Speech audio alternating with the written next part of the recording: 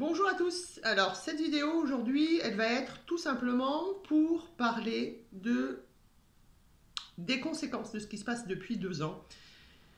Il y en a plusieurs. Je vous ai parlé des maladies auto-immunes il n'y a pas longtemps. Aujourd'hui, je vais vous parler de quoi? Je vais vous parler de l'angoisse, de l'anxiété, des crises de panique. Tout ça, ce sont des choses qu'on rencontre de plus en plus au cabinet, euh, qui pourraient être traitées par des antidépresseurs. Cependant, avoir des crises d'angoisse, avoir des crises d'anxiété, faire des crises de panique, faire ce qu'on appelle de la tachycardie, c'est-à-dire avoir ce cœur qui bat trop vite, eh bien ça n'a rien à voir avec la dépression. C'est un neurotransmetteur différent. Très souvent, c'est le GABA qui est en carence. Et puis, régulièrement, c'est aussi la sérotonine. C'est très intéressant d'ailleurs de faire ce test des neurotransmetteurs. Il y a plusieurs tests sur les neurotransmetteurs à faire au niveau d'Internet, donc n'hésitez pas à le faire. Alors, qu'est-ce que moi j'ai envie de vous dire? J'ai envie de vous dire que l'anxiété, l'angoisse, et donc les crises de panique qui vont derrière, qui peuvent aller jusqu'à ce qu'on appelle tomber dans les pommes. Vous savez très bien que tomber dans les pommes, ça n'existe pas. Hein. Ce qui s'appelle faire un malaise vagal, par exemple. Eh bien, tout ça, ce sont des choses qui sont liées à deux causes. Et là aussi, on va être dans le quid de l'œuf ou de la poule.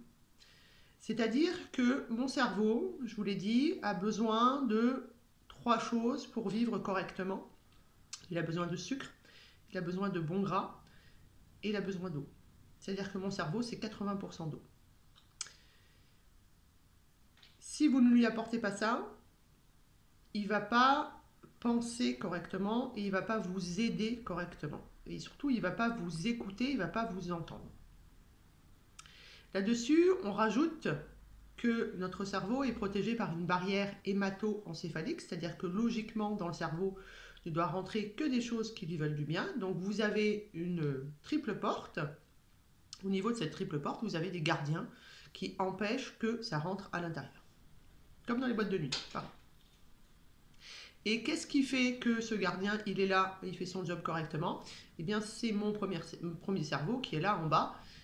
Si je suis en hyperperméabilité intestinale, je suis forcément en hyperperméabilité au niveau de mon cerveau. Donc, tout d'abord, lorsque je vais faire des crises d'angoisse, lorsque je vais faire des crises d'anxiété, lorsque je vais avoir tendance à faire des crises de spasmophilie, des crises de tétanie, et c'est pas la même chose, hein. Dans une on manque de calcium, dans l'autre on manque de magnésium. En tout cas, ce qu'il faut entendre, c'est que vous êtes carencé. Alors quand je dis quid de l'œuf ou de la poule, est-ce que c'est votre cerveau qui vous dit, qui vous envoie, tout ça c'est inconscient bien entendu, hein. Est-ce que c'est votre cerveau qui vous envoie inconsciemment le truc ne mange plus, je te donne des nausées, je te donne des douleurs au ventre, je te fais de la diarrhée et du coup tu manges plus, et si tu manges plus, eh bien moi je suis déshydratée, j'ai plus mon sucre, j'ai plus mon bon gras? Ou est-ce que c'est parce que je mange mal ou je mange pas que mon cerveau n'est plus capable de penser correctement? Et le lien qu'il y a entre ce premier cerveau et ce deuxième cerveau, c'est les différents moyens de communication, les neurotransmetteurs et les hormones, qui sont très finement liés. D'ailleurs, de nombreux neurotransmetteurs sont aussi des hormones, et inversement. Et qui est-ce qui fait la communication entre tout ça? C'est le superbe et le grand nerf vague.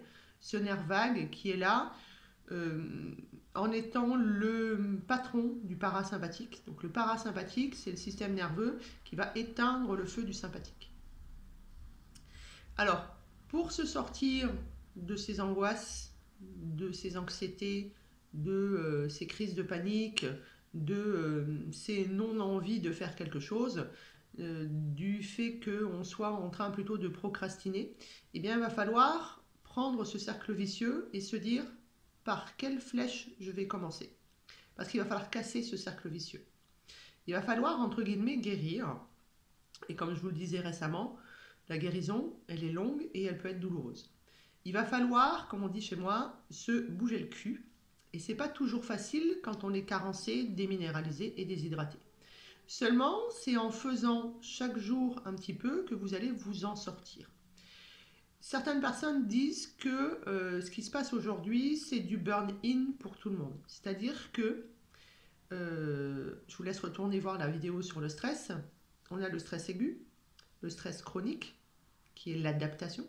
Et lorsqu'on est obligé de s'adapter en permanence, et c'est ce qu'on a fait en plus de notre vie normale depuis 2 ans, on s'adapte, chaque semaine on s'adapte à des nouvelles choses, on s'adapte, on prend la maladie, on voit des gens qui décèdent autour de notre famille, on n'a plus le droit de sortir, on n'a plus le droit de voir les gens, etc., etc., on a des obligations, etc. Certains ont perdu leur travail, par exemple. Et bien tout ça, ça fait qu'on rentre dans le burn-in. C'est-à-dire que je brûle tellement de l'intérieur que je suis carencé, déminéralisé, etc. et que je vais vers de moins en moins d'énergie. Et si à ce stade-là, je ne suis pas prise en charge, si je ne me prends pas en charge et si je ne me fais pas aider, pour moi dans le burn-in, il faut se faire aider, bien entendu, eh bien vous allez tomber dans le burn-out. Et le burn-out, c'est quoi? C'est la dépression. C'est-à-dire c'est le moment où vous êtes dans votre lit, vous pleurez toute la journée et vous n'êtes plus capable de rien faire. Et là, eh bien, c'est une dépression et il va falloir travailler de nouveau en pluridisciplinarité. Mais revenons sur le but de cette vidéo qui est le burn-in. Et dans ce burn-in, il y a des angoisses, de l'anxiété.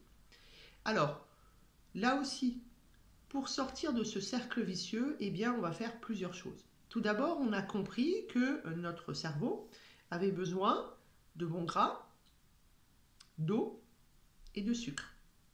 Du bon gras, de la bonne eau et du bon sucre.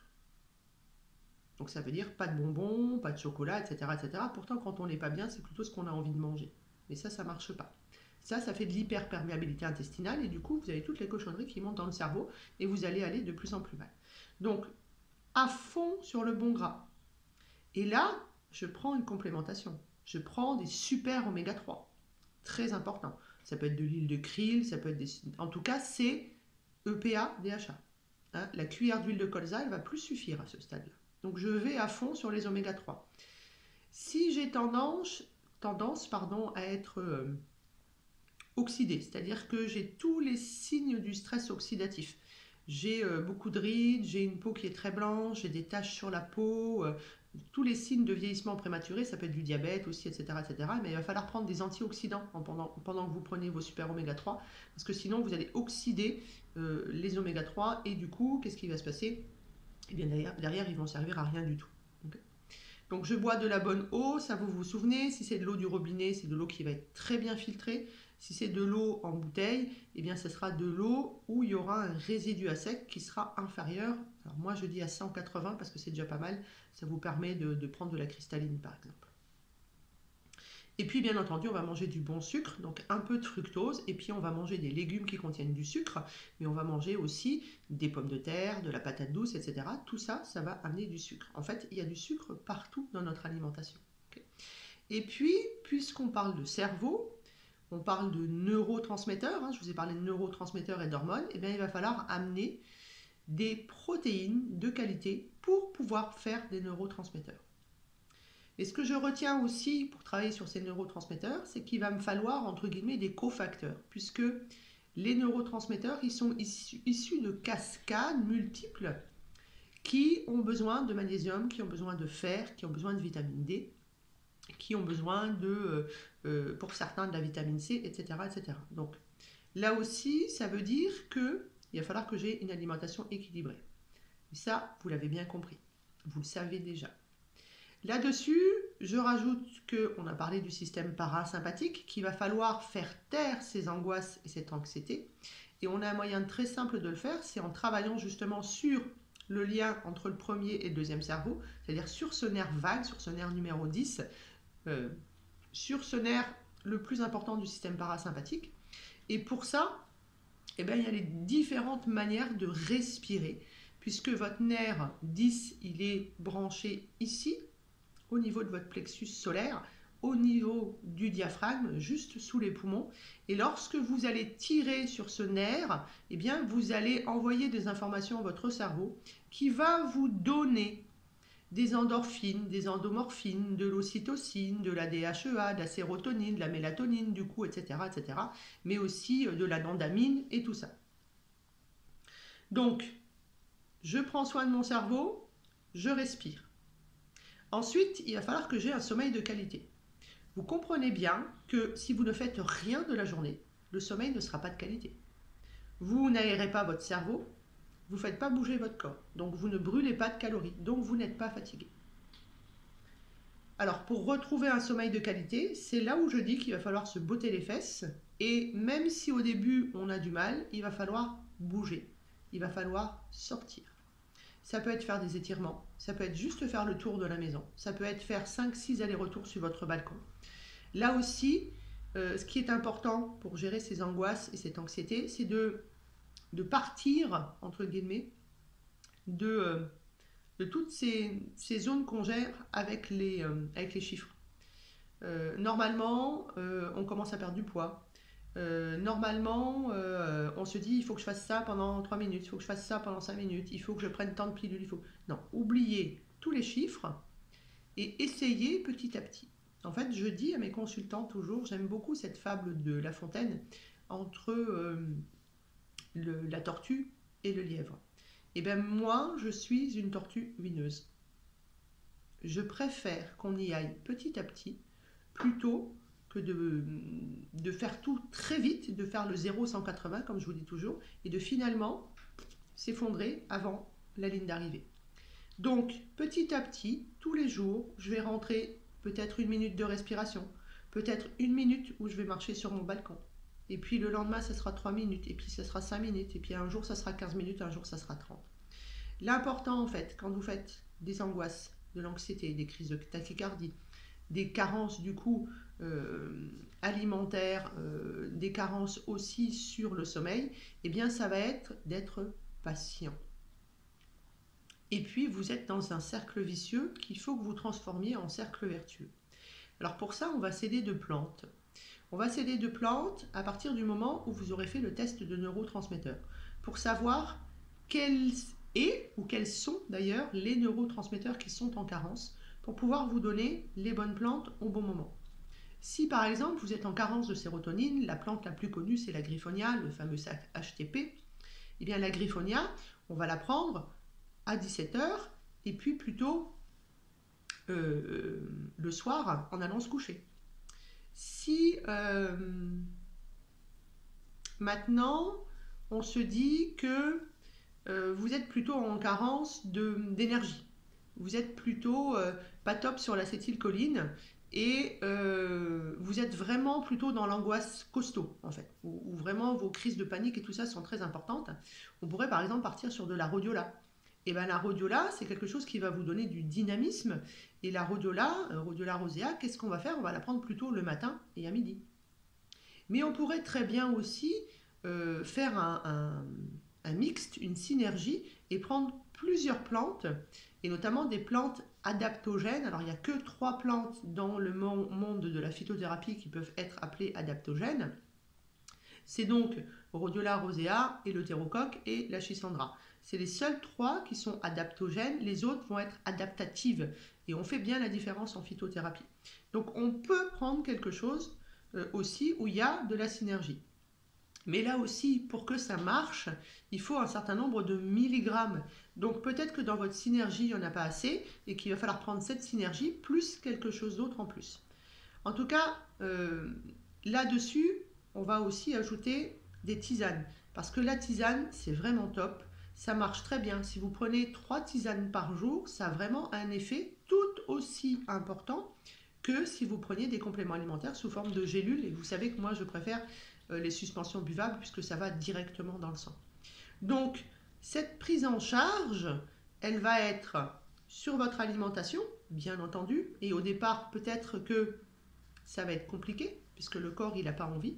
Ça va être sur j'accepte que je ne dors que 3 heures par nuit et du coup je vais occuper ce temps-là en lecture, en méditation, en respiration, surtout en se faisant plaisir.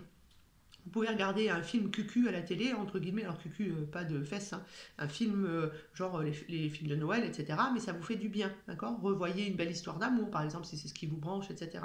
Voyez une belle compétition, on voit quelqu'un winer et tout ça. En tout cas, c'est un temps que vous allez occuper. Ce que je conseille souvent aussi aux gens qui ont tendance à faire des crises d'angoisse, d'anxiété, etc., c'est d'avoir des choses sur les oreilles. Puisque notre cerveau va fonctionner par rapport à nos sens. Alors moi je dis 7 sens, hein.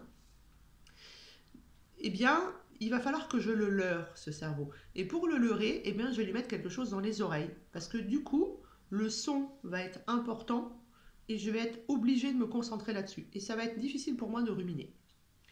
Je fais le lien du coup avec le yoga. Je parle du vrai yoga. Le yoga où vous travaillez sur l'énergétique, vous travaillez sur la respiration, vous faites une posture en même temps et vous dites des mantras. Vous pouvez même aller dire des bijas, etc., ou faire des bijas, etc., etc. Je ne suis pas une spécialiste du yoga. J'en fais, mais je ne suis pas une professeure de yoga.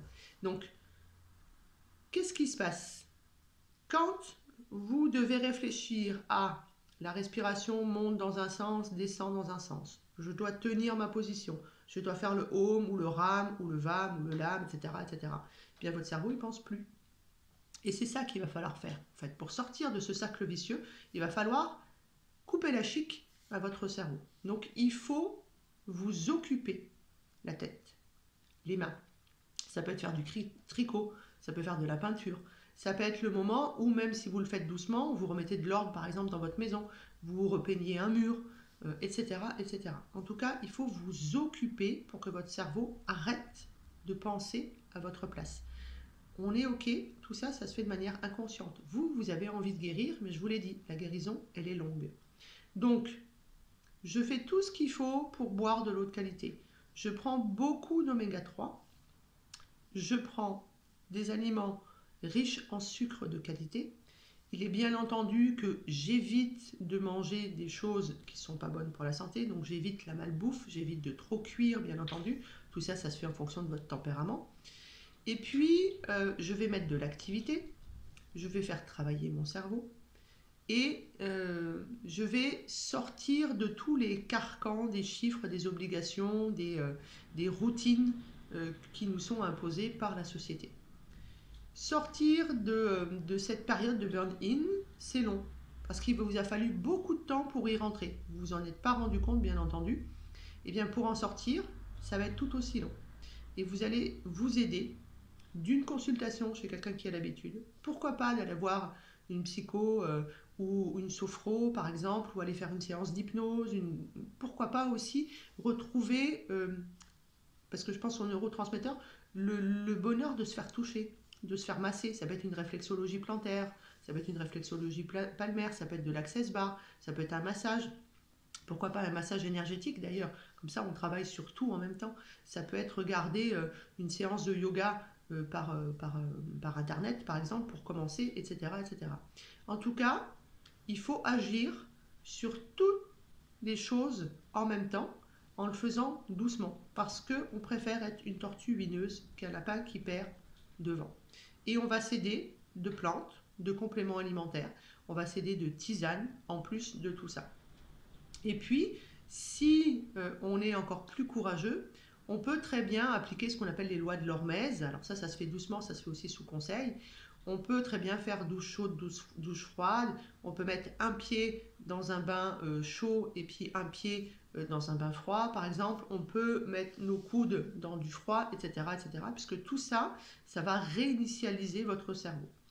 Donc, je vais oser le jeu de mots, pas de panique. Beaucoup de gens sont comme vous. Beaucoup de gens ont des angoisses. Beaucoup de gens sont anxieux. Beaucoup de gens ont peur. Beaucoup de gens ont des troubles du sommeil. Tout ça, c'est normal et tout ça, ça se règle. Sauf qu'il faut entendre que ça va être long parce qu'il vous a fallu du temps pour arriver là. Donc, je prends rendez-vous chez quelqu'un qui est formé. Je prends soin de moi, je suis la personne la plus importante pour moi. Je n'hésite pas, si je suis OK avec ça, à faire des demandes à l'univers pour m'aider. Et puis, je remets doucement, à mon rythme, avec patience et bienveillance de l'activité dans ma vie pour pouvoir avoir un sommeil de qualité. Et je bois de la bonne eau et je mange correctement. Et tout ça, ça va faire que ça va être de plus en plus facile de penser correctement. Il faut que je prenne bien soin de mon intestin. Mais si vous ne mangez pas depuis un petit moment, votre intestin en général, il est réparé. Mais tout ça aussi, ça se discute avec quelqu'un qui est formé pour voir par où on commence. Quid de l'œuf ou de la poule? Qui a déréglé en premier pour que aujourd'hui vous soyez à cet état-là? Soyez bienveillants, prenez soin de vous, c'est important, et prenez le temps. Arrêtez le jugement. C'est ça qui est super important. À bientôt.